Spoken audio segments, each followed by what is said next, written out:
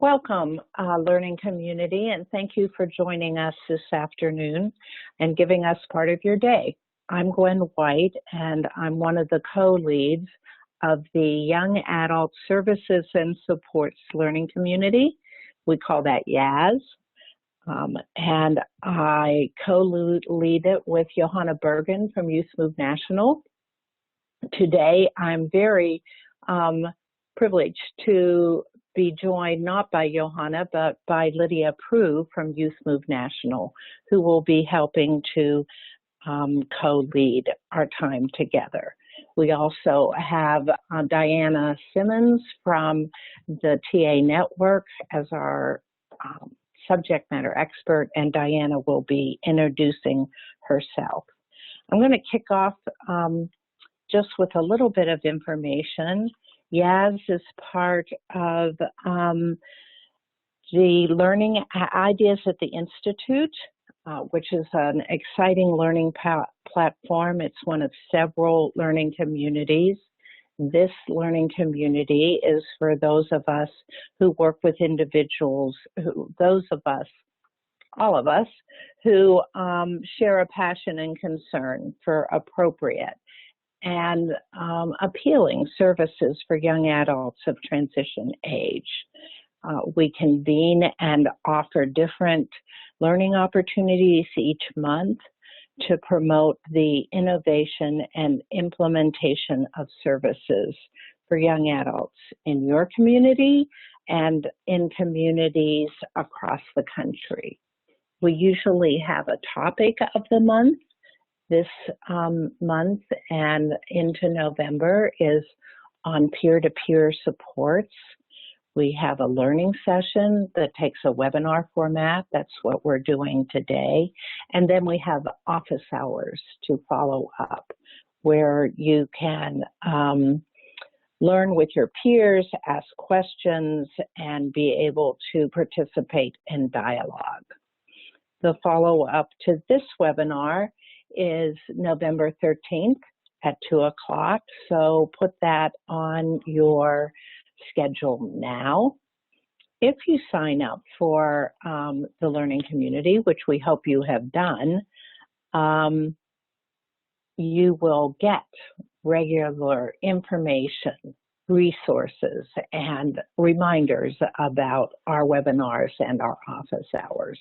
And again, a public service reminder to join us at Ideas at the Institute in the YAS learning community. Today, we're talking about financing to support better outcomes for young adults.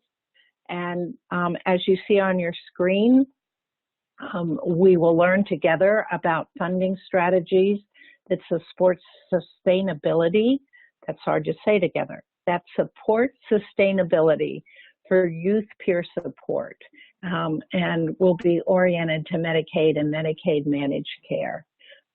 So now I'm going to ask Diana to introduce herself, and we can move on with learning together. Hopefully on today's call, you'll get an introduction to funding mechanisms for mental health services for young adults and strategies used to fund and sustain peer support, and also an orientation to Medicaid and Medicaid managed care funding for services for young adults. Next slide, please. Strategies for funding services, including young adult peer support, include using the covered benefit through Medicaid or private insurance, state block grants, state general funds, and also as a component of behavioral health homes. For sustainability, it really isn't an either-or approach, but it needs to be a both-and, because there are some things that Medicaid will never pay for, but depending on the state you're in, quite a bit could be paid for through Medicaid. So while states use a variety of funding approaches to finance young adult peer support, ensuring sustainability of the services beyond grant funding has been a big challenge, and leveraging Medicaid is one strategy to help ensure that. The goal is to maximize what Medicaid pays for to allow other funding, which is often categorical, which I'll explain later in a few minutes, but also more flexible than Medicaid to pay for components of services or actual services that Medicaid will not pay for. Next slide, please.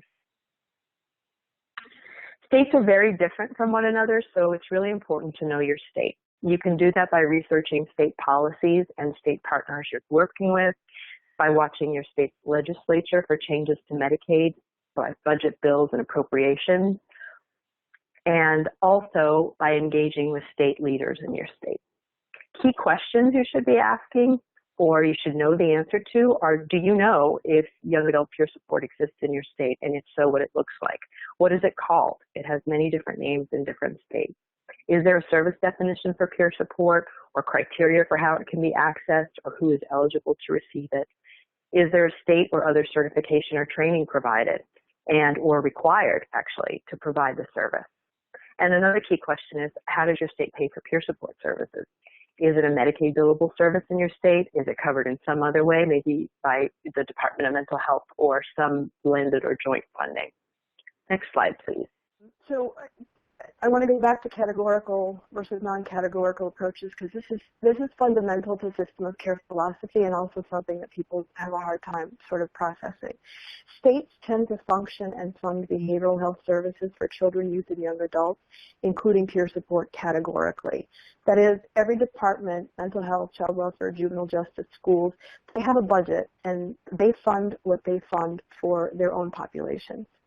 Youth and young adult peer support evolved from system of care philosophy, and if any of you are or were part of systems of care, you know that a system of care by definition is non-categorical. So that is, it crosses agency and program boundaries and approaches service and support requirements for children, youth, and young adults and their families holistically. It adopts a population focus across systems, and because of this, youth and young adult peer support is likely to require several funding streams to be robust and allow for full sustainability. So the challenge is to identify the features of categorical reform initiatives that can be incorporated into more holistic systems of care for populations, children, youth, and young adults and families involved in more than one of these systems, and then combine the funding streams to maximize the services that can be provided to them. There are opportunities to think non-categorically, even in the categorical world, right? So one is there are underutilized strategies that include sort of looking at the system of care approach language that we have in protocols, and to infuse that in monitoring compliance with system of care requirements, and also the system of care language in data systems and outcome measurement for quality improvement. Another way to do that is linking with and building on other system change. So look around and see what else is going on in your state, right? Is there a public health initiative? Is there a prevention initiative? Right now, for example, states are looking at, or will be looking at, their Title IV services for the child welfare population because of the requirements to comply with the Families First Prevention Services Act. And the framework for the FFPSA, so that's the acronym, which I'm going to be using probably from now on. FFPSA framework is built on three principles. One is helping families whose children are at risk for removal stay together safely. The other is ensuring that children in foster care can live with a family. And the third is improving access to high-quality residential treatment. I would argue that youth and young adult peer support could play an important role in supporting all three of those goals of the framework. So linking with the FFPSA work in your state, which is required, that's a mandate. States can put it off, but they have to do it eventually, which is likely to be led by child welfare, right? So that could be an important opportunity for sustaining youth and young adult peer support, if it's important not just for the Department of Mental Health or not just the system of care that's funded through a SAMHSA grant, but now it's important to actually furthering the goals of this broader legislation.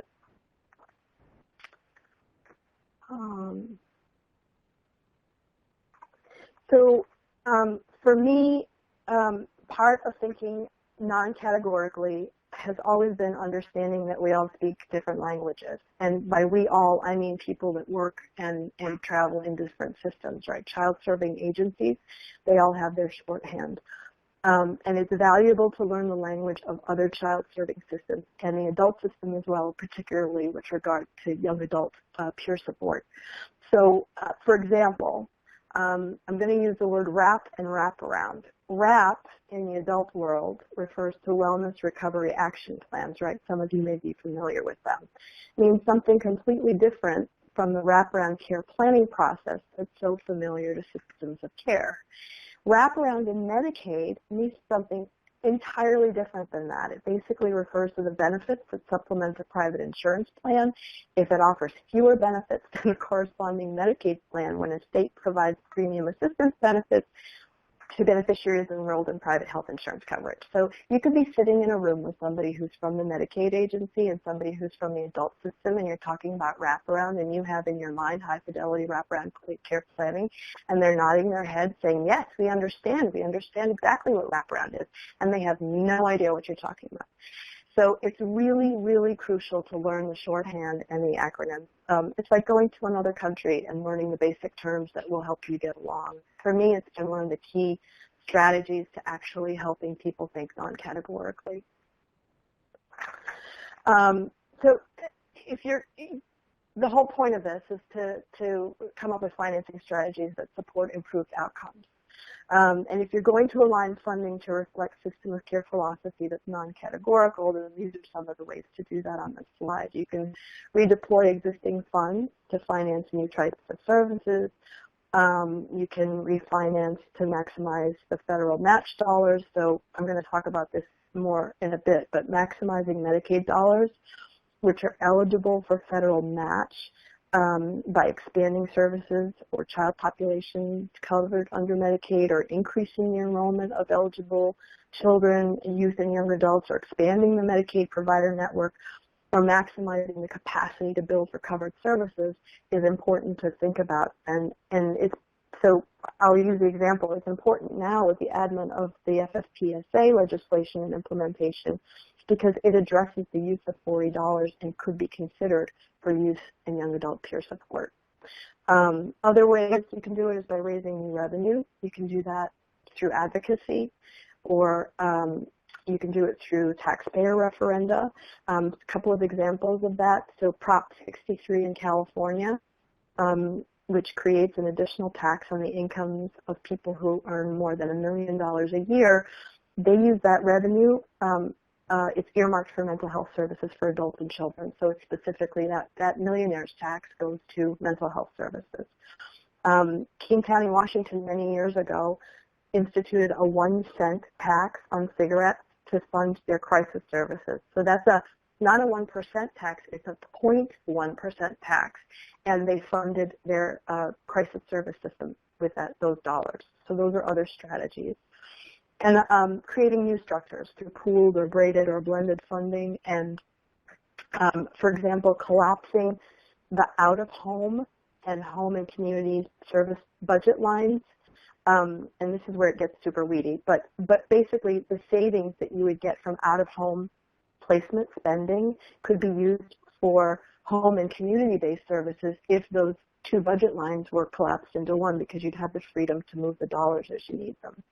So some examples of that include incentive-based financing structures, like capitation and case rate financing. Those help to do that piece. And again, this is super weedy, so bear with me. There are many potential funding streams across multiple systems. And there are pros and cons to using each type of funding, which can vary based on state, tribal, and local circumstances. So as I said, funding streams tend to operate categorically, and so pretty often they're protected by different interest groups. The traditional rigidity and lack of coordination among funding streams poses challenges, right? So the more the system builders like you all who have been engaged in systems of care understand these funding streams, their constraints, but also how they might be utilized, the more likely that that less categorical and more integrated funding approaches can be developed and discovered. So again, having a working knowledge of the languages used by the systems is pretty key to understanding how they operate. I'm just looking at the chat and wondering, Glenn, if you're monitoring if there's anything that I should be stopping for at this point, or if I should just keep going. No, I am monitoring the chat, and I had asked people if anyone was involved in FFPSA planning in their state, and we did hear that Ohio has participants from Ohio have people involved in that. So other than that, we're not. Please keep going. I'm fascinated by the categorical versus non-categorical. Yeah. So a lot of this stuff comes from Building Systems of Care Primer, which is goes back many years, but it's a Bible to those of us that do the financing piece, because you have to keep going back to it over and over again. It's not enough to read it 10 times. You got to kind of do it 20 times. So this is just an example. I'm not going to spend any time on this slide. It's just more examples of funding options that actually can be used across sites. So you have this. If you download the slides, you'll have it. In terms of financing strategies, I just wanted to put this slide up because data is really important. I put this slide here just to draw your attention to the importance of knowing where your state is spending resources on high costs and poor outcomes, right? So if you have a sense of where that's going, then that's the baseline for knowing how the dollars can be redirected. It's also understanding where youth and young adult peer support may have a big bang for the buck. So if there are a lot of youth and young adults that are coming out of residential, for instance, if you introduce that service as a bridge to their coming back out into the community, it may make that an easier transition. It may prevent them from going to residential programs if they have that sense of stability and that support in the community. So that's how you build your argument, if you will. You have to know where the dollars are coming from and what they're being spent on as a baseline for making the argument that there are better ways to spend it. This is the fun part here. So why talk about Medicaid? That's a really good question. A couple of reasons. Medicaid is a health insurance plan, which I mentioned before. I can't say that enough. So it works across populations, right? So we talked about categorical and non-categorical funding. Medicaid works for all populations of youth and young adults and children and adults. Medicaid is paying for a service. In many, if not most instances, it's going to be non-categorical. It's going to be for children in juvenile justice and child welfare, mental health. All of them can be covered by Medicaid. Whereas if the money is coming from mental health, child welfare, juvenile justice, it will be limited to the populations that are engaged with those services, right? The money doesn't flow outside of that. So that's a really good reason to engage Medicaid. When they are covered by Medicaid, it frees up the dollars in those other systems to pay for things that Medicaid would never pay for example, rent, camp, transportation, not to a doctor's office, lots of different things that Medicaid will never, ever pay for. And also the federal government pays for some of Medicaid in the form of match, which I just mentioned. So states can actually get more dollars by maximizing Medicaid enrollment in the state. So you can bring more dollars into the state if you maximize Medicaid. Lots of good reasons to do it. Lots of complications, lots of good reasons not to do it. But hey, if you want sustainability, you want to maximize the number of people that are using a service in order to make it sustainable over the long term. So understanding Medicaid is super challenging, though, and very complex. And even for those of us who work at it every day and have been, like I've been over 20 years, because it looks different in every state and there's no cookie-cutter approach, you have to keep learning and relearning it.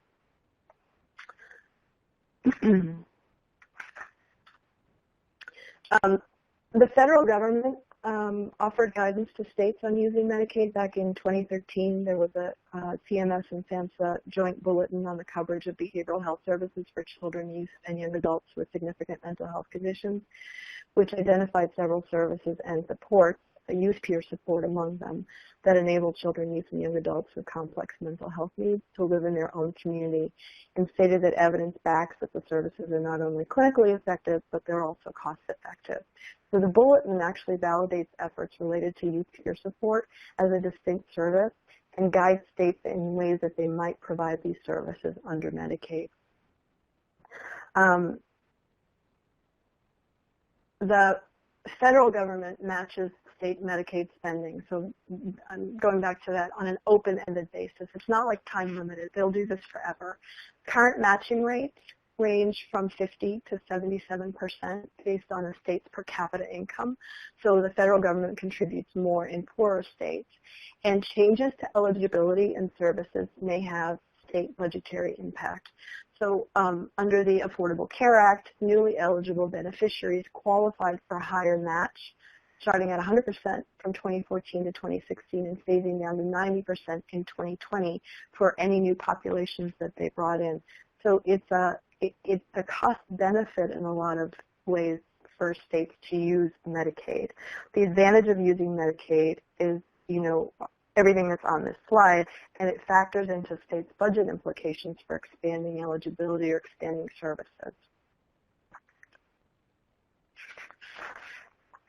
Medicaid pays for services in a couple of different ways. It's either fee-for-service, in which a state contracts directly with providers and pays them a fee for each service that's delivered. So it's X amount of dollars for a hospital stay, X amount of dollars for outpatient therapy, X amount for primary care. Oops, I'm getting some feedback. I am too. Okay. Sarah, if you're listening, please make sure you're on mute. Okay. So, all right, I'm just going to keep going. Hopefully people can hear me. The other way that Medicaid pays for services and supports is through managed care organizations, in which states contract directly with a company or companies in many states and directly pays them for the services. So in that case, the services must be voluntary unless there's a 1915B waiver, which there is in many states. And they have to offer a choice of plans and providers. So there's usually more than one managed care organization. If there's a fixed amount that goes to the managed care company, and then the managed care company pays their contracted providers. Contracted providers are just another name for network or network providers.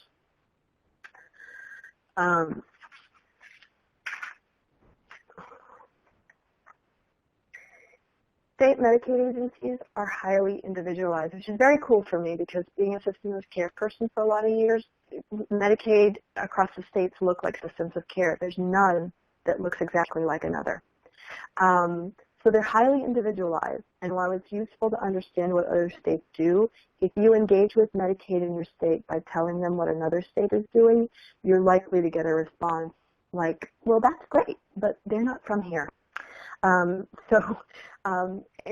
those of us who've been working in systems of care for a long time understand that. You can take parts of things from other places, but really what ultimately develops in your system of care is yours because it reflects, your budget, your populations, your geography, your providers and needs. So that means that what works in other states for Medicaid is not necessarily going to work in your state. So the process of understanding Medicaid in your state really involves researching state policies and engaging with your state partners, especially the Medicaid agency. I can't say this enough, and I feel like I'm just a broken record. If you're working on a system of care project and you don't have Medicaid at your table, you're missing a key partner. And there could be lots of good reasons why, but I make a friend at Medicaid, anybody, and help them understand what you're doing, and you try to understand what they're doing because they can really help you out. And they're often missing because they're not solely child-serving systems, right? They're not juvenile justice, they're not child welfare, and they don't deal with behavioral health in the service way, but they pay for those services, and they often define those services, and they often set the criteria for what the eligibility for those services are. So they're really key. Diana, I'm going to interrupt you for a second, and I'm just thinking about you. I like you need to have Medicaid at the table. They need to be a partner. I'm curious about understanding of the needs of young adults of transition age as opposed to children's, say, system care. And we do have some people on the phone who are part of the Healthy Transition Grant or right. So adults. Sure. Well, adults are insured by Medicaid, and adults that aren't DMH clients, that they may have engaged with children's system of care. Not every child with SED then becomes an adult with SMI, right? There's a lot of children in child welfare that suffer trauma. There are children that are engaged with juvenile justice that then go on to maybe be insured by Medicaid, but they don't necessarily qualify as a client of the Department of Mental Health and may not be eligible for those services. So this is where cross populations really come into play. It's also the child serving systems serve young adults. So oftentimes there are states where you can be served until you're 26, or 21. I mean, that crosses young adults, right? So they're not part of the adult system necessarily, but they have adult needs or they're transitioning to the adult system, and Medicaid would be one of those programs that should be at the table when you're designing youth and young adult peer support, because you have to understand the transition from the child serving systems to the adult systems to make that a warm handoff and a smooth transition. And the value of it. So in the adult world, there's been peer support for, decades, right? Right. But it looks very, very, very different than youth and young adult peer support. So I worked on a document with Johanna, and when I was at the Center for Healthcare Strategies, we pulled together a document on youth and young adult peer support. And the key issue was that oftentimes people don't understand that youth and young adult peer support can't be provided by people that are 40 years older than you, right? They didn't they didn't have the same experience. If you didn't have the same experience within the last arguably 5 years, maybe 10, but 5 years, then there's no way that life experience is not translatable. So these structures are key for young adults too. And when I use children, youth and young adults or children, for me it's everybody. It's from 0 to 26 or whenever they go into the adult system. But that's a great question, Glenn. Thank you. And we have another question. Sure. Lydia just posted where your research is, Diana, so that's great. Yeah. Tina would like to know, when you say Medicaid at the table, do you mean the managed care company for our area? Both, yes. So again, this looks different wherever you are. So there's no stock answer. So Medicaid is the state agency that purchases the services of managed care organizations. If you're in a state that has home rule, like Pennsylvania, for instance, and you're in a county that has a managed care company, which most do, then that's the folks you should be engaging is your managed care organization. If you're in a state that doesn't have managed care, then you should be engaging the Medicaid agency. If you're in a state, I would argue, even if you're in a state, using Massachusetts, for instance, there are 6, I think, managed care organizations that work in Massachusetts right now, and it's great to have them at the table, but really, because it's a state that's organized at the state level, the Mass Health state purchaser of those services needs to be the one at the table, because then through their contracts with the managed care organizations, they can say, this is what we want you to do. These are the services you need to provide, or we would like to support you. It may be that one managed care organization pilots those services, and sort of tries that experiment, and then they learn from that, and then they implement it statewide. But it's the state Medicaid agency that needs to sit at the table and understand the value of that service, if that makes any sense. And indeed, it does. And Tina let us know that she is from Pennsylvania, so she says thank you. It is, Tina, your managed care company in Pennsylvania. Yeah. And also, I will say, so I work with Pennsylvania. I've been working with them for a few years, and it looks different from county to county. So, for instance, out in Beaver County, the county is at full risk for they are the managed care company for the county, and then they subcontract with behavioral health, with the managed care organization for behavioral health services. In other counties, they work with, is it CCBHC? It's sort of a state procured. Community care. It's community care, right? Community care, right. Behavioral health. So it's a managed right. care entity. It's a managed care entity, but the state is very interested and keyed into what they're doing. So for those counties, that may make sense to have both somebody from the state Medicaid agency and community care at the table. So it's different in different counties based on their arrangement with managed care. So we're very much back to know your community, know your county, know your state. Absolutely. And what's going on. Yeah. Absolutely. Yeah, okay. That's critical. Yeah. So I'm not expecting you to read this slide. It's very, very tiny, but what I want to say about it is that Medicaid can pay for a lot or a little. On the left-hand side of this horrible slide is the federal benefit. So the federal government requires states to pay for a limited set of services under Medicaid. However, states can provide more than the mandatory federal Medicaid benefit, and if they do, they can call it by another name. So hence, in Massachusetts, it's called Mass Health. Tennessee, it's called TennCare. California, it's called Medi-Cal. Where you have a Medicaid agency that doesn't have the name Medicaid agency or Medicaid authority, it's usually because they have additional benefits that they want to provide. States define the services themselves, or they can delegate that function by contract to managed care organizations. So developing performance specifications, service definitions, medical necessity criteria, that's something that managed care organizations do regularly. So the performance specification defines what the service is, its purpose, its description, its components, who can provide it. Medical necessity criteria is the clinical criteria that determines the medical necessity, the need for that service. Because remember, Medicaid will not pay for something unless there is a clinical need for it. There has to be medical necessity criteria attached to a service.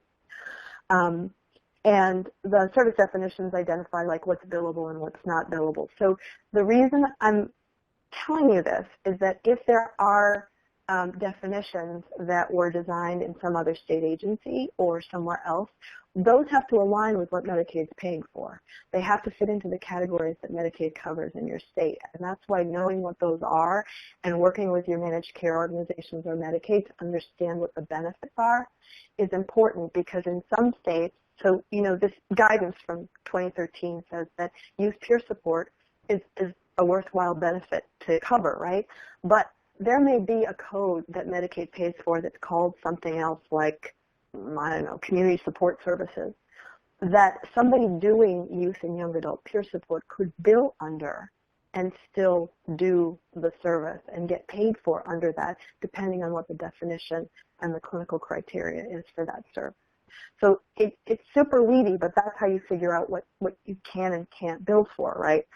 So cost and cost methodology, like what is contained in the rate for service, is also really relevant and can be determined by states or managed care organizations if states delegate that to them. So again, Medicaid is a health insurance company. It's never going to pay for a service unless the recipient has a diagnosis and meets the defined medical necessity criteria for a particular service. So knowing these like picky details gets pretty important. I mentioned the state plan. So Medicaid can cover services through the state plan or through waivers. The state plan defines the service, identifies the universe of providers, what qualifications, credentials, all that stuff that's required, and it addresses the limitations as well as methods and standards for establishing payment rates. So unlike waivers, when something goes into a state plan, it has to be fully operational. It's got to be ready to be offered to everybody, and it can't be a pilot. It can't be just in one geographic area, or it can't be just for one population. It has to be available to everybody. States are not required to and don't typically amend state plans on a set schedule or regular basis. So knowing if your state plan is open or when your state plan is open or being amended for some other reason is really useful, because that's a time to introduce language. Even if even if it's open for some other reason, it usually stays open for a period of months or a year. And then that's the time to sort of jump on it if you've got the right language, if you want to add the definition for youth and young adult peer support to the state plan and make it available for everybody and make sure that Medicaid covers it, that would be the time to do it.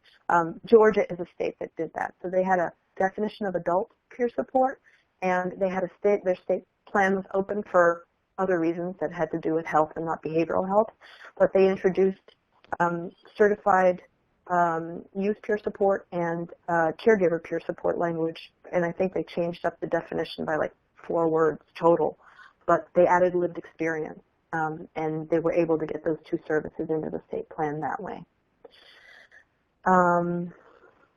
Let's see. I'm going to skip over this one because it's just examples. So these are examples of state plan authorities. The 1905A includes targeted case management, rehabilitation services. The 1915I is a Medicaid funding mechanism. Section 2703 is the behavioral health homes that were introduced through the Affordable Care Act. Those are the different state plan authorities that are often used by states. So the other way is that Medicaid funds is through waivers, and the word waivers is slightly confusing. Federally funded Medicaid usually pays only for doctor's appointments and hospital expenses. So states can use waivers to test or pilot new or existing models of service delivery and payment, allowing Medicaid to pay for additional services that are not covered in the state plan or otherwise would be ineligible for federal match.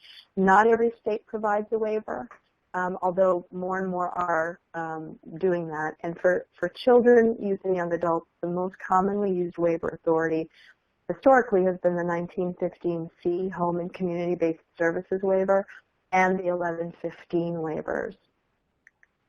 And I have, so these are there are other types of waivers, the C and the B waivers. The B I mentioned is often used with managed care, to institute managed care, and then there can be used in combination. So for example, when Louisiana stood up its children's system of care, they used the 1950B to introduce managed care at the same time that they used the 1915C Home and Community-Based Services Waiver to introduce the children's system of care statewide.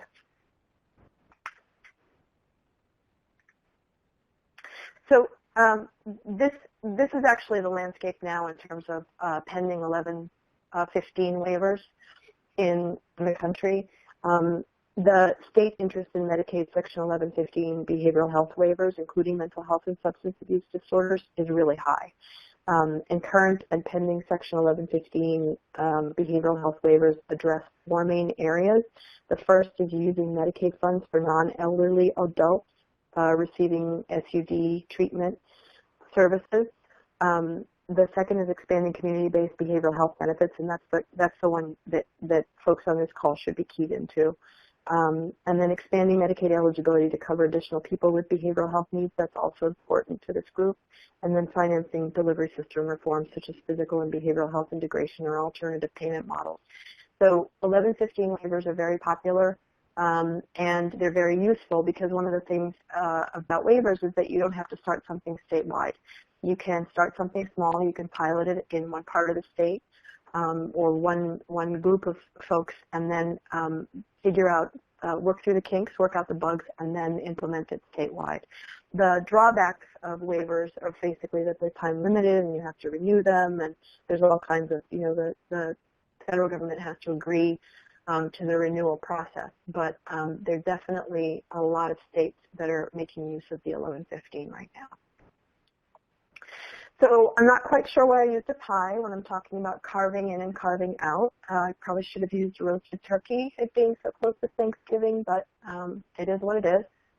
So carve in and carve out are Medicaid terms, and states with Medicaid managed care services and or certain populations can be carved in as part of the managed care benefit or carved out. Some states carve out specific populations, so for example, children in foster care or child welfare, or dual eligible folks who have Medicare and Medicaid.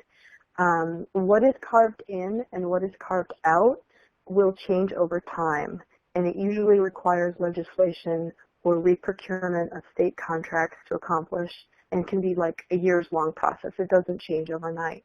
So as of 2018, 22 states required mandatory managed care for foster care populations, and 23 for individuals with SMI and SED. Those are behavioral health carve-outs.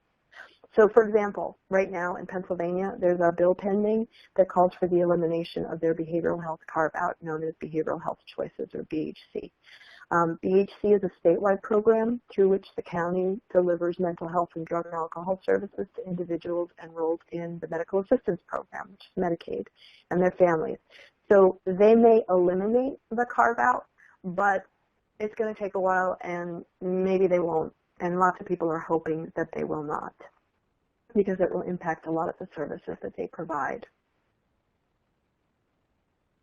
Diana, do you want a question now on Sure. FFPSA?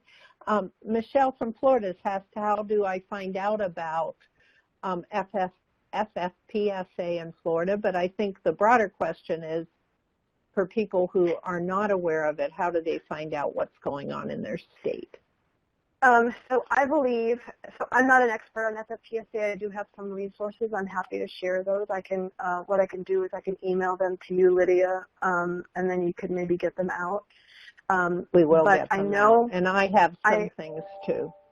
Right, and I know that there are folks at the TA network that are working on collecting FFPSA resources and sharing them. So I'm not sure whether there's anything on the website that's available. But the legislation came out at the federal level. States are in the process of figuring out what they're going to do. So I would, quite honestly, I would just Google FFPSA and comma Florida and see what comes up, because there may be some information that you can get at the state level that just hasn't been collected at the federal level to be distributed. There may be conversations that are taking place, or there may be no conversations, because there are lots of states that have deferred their planning. I think they can do that for a period of time and just sort of put it off for a little bit, and many states are choosing to do that. So Medicaid financing for youth and young adult peer support, you know, it can be included as a billable service under the Medicaid state plan, and there are lots of states, probably more than what's on this slide. This is an older slide.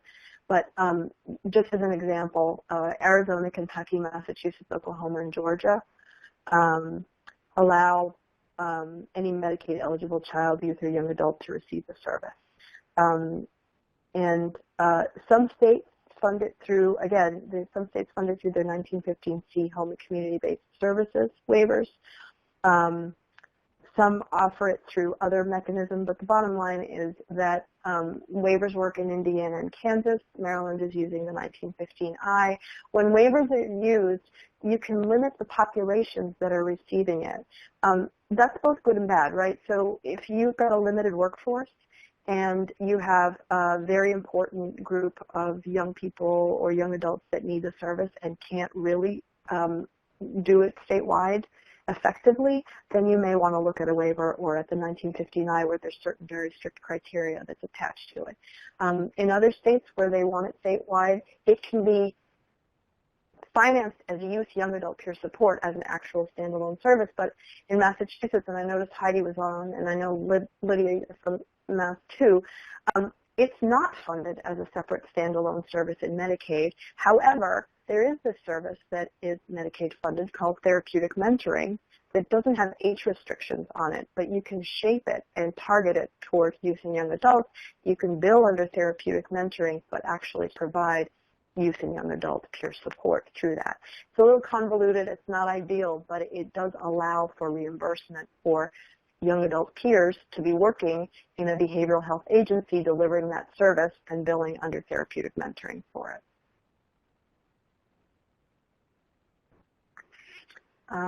So just key takeaways: one, funding strategy will never fit all. learning the languages of the state agencies that you're working with and your funders and your providers really facilitates collaboration, helps them learn and understand your language, and helps you understand what it is you need to provide them.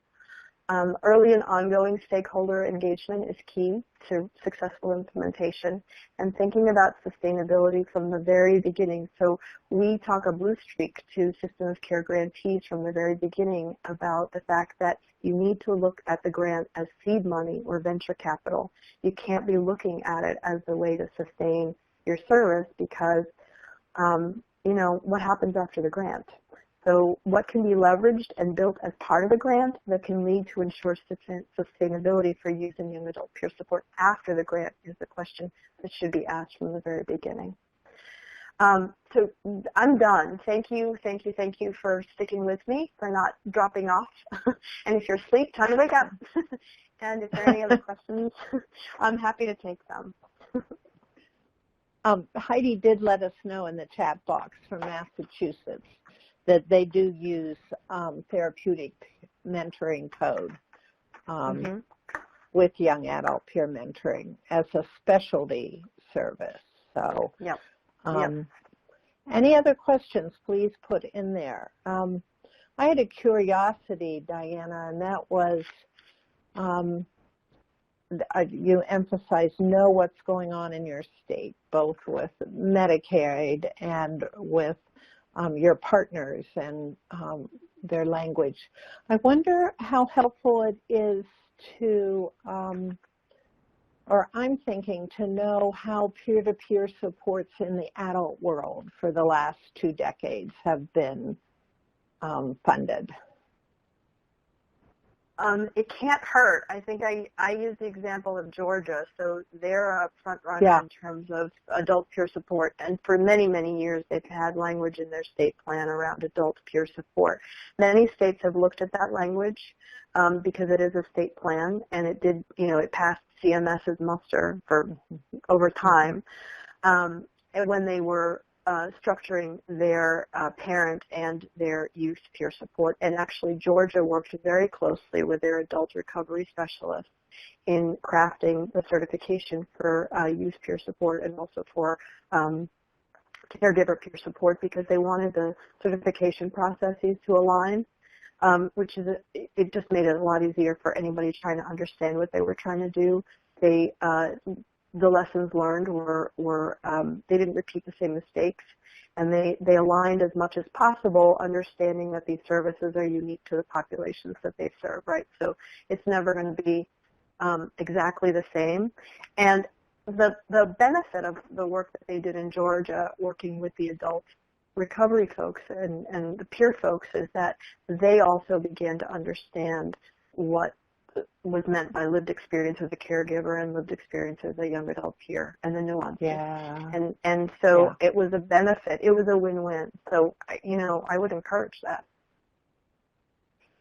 But I do think, and Lydia, jump in, that it is also a challenge, again, to make sure that youth peer-to-peer support is the same but different.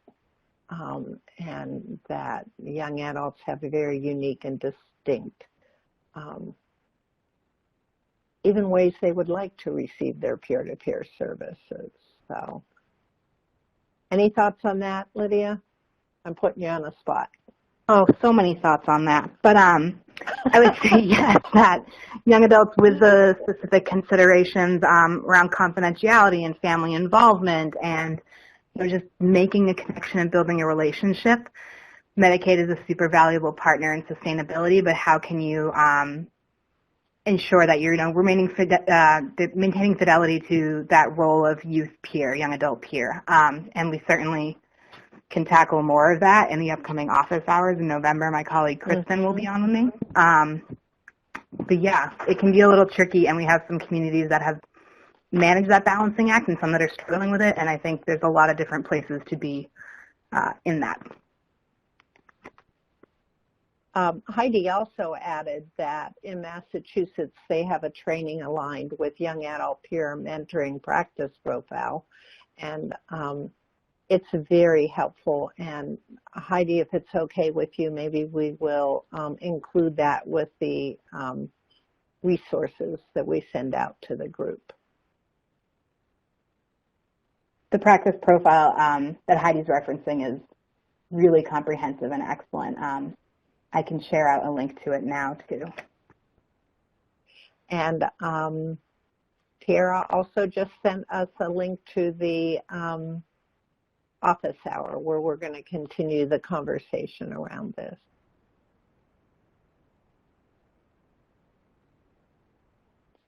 Any other thoughts, questions, ideas?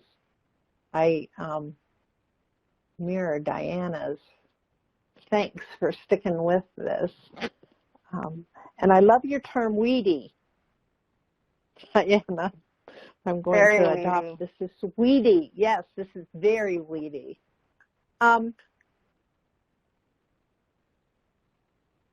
So I also have another question, and this is the know what's going on in your state and know your what the Medicaid plan is in your state. Suggestions, Diana, of where one might start with that. If you're a youth coordinator in a county-based system of care or in an evaluator in one of the HT grants, how does one go about that? So there are a number of Finance and Policy Hub resources on the TA Network's website that you can avail yourself of.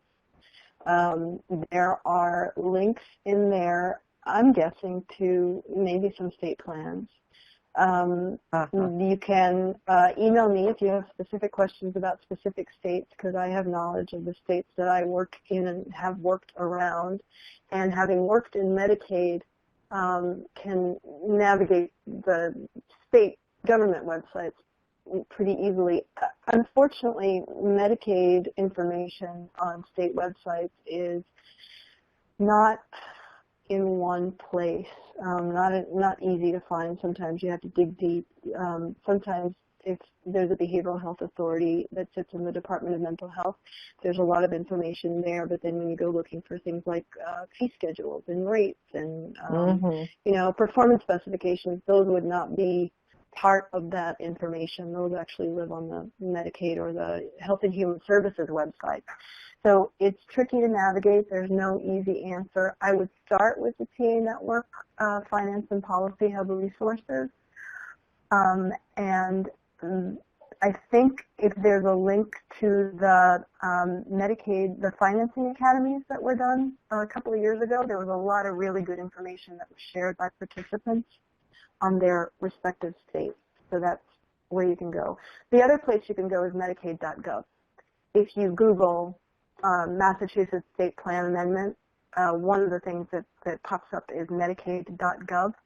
So you can also do Medicaid.gov, state plan amendments or waivers, and that will take you to the repository that's on the federal website, and you can look up state plans and waivers to your heart's content. Also, and realizing that people have very busy day jobs. As a project director, I found it very helpful of find out who knows, find that champion who knows it very well, and will be a coach, mentor, teacher, champion towards that. I think that's always very important. Yeah, I'm always big on buy your local Medicaid, you know, the one person you know, buy them lunch and pick their brain. Because if you can't get the information from them, you might get a connection or a champion out of them. So, you know, if you really ascribe to system of care philosophy, you have to understand that the relationship is the most important thing, right? Yeah, it's individualized and relationship building and making sure that it's an equal relationship is important. So not just tapping people for information only, but inviting them to learn about you as well. So, Bruce Cameron says, systems of care are from the bottom up and from the top down. So wherever you have the opportunity to engage, I would take it.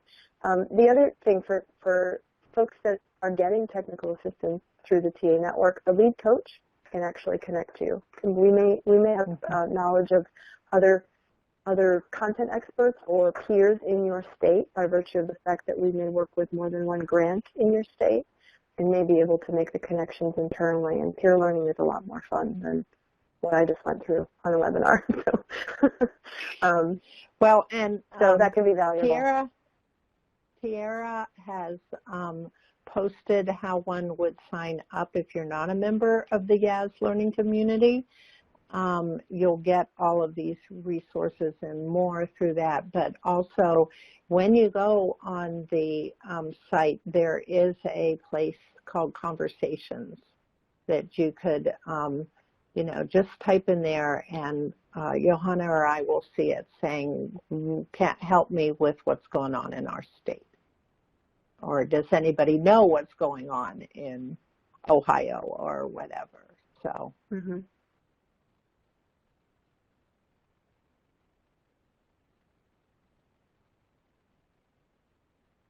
Well, I'm not seeing further questions. Tiara has also posted, please stay on for a survey when this is over.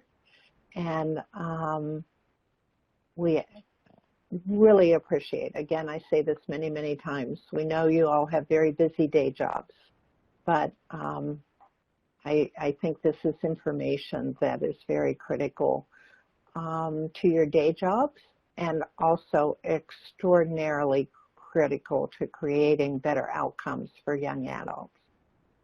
Lydia, any last messages? Not much else except please join us for office hours if you have questions. I'd be really happy to speak with you all more, and not through a chat box, but voice to voice about what you're seeing and challenged by and what's been working. Talk to us. Yes. Yeah. That would be lovely. Okay. If you planned on a 90-minute webinar, you have found a half hour.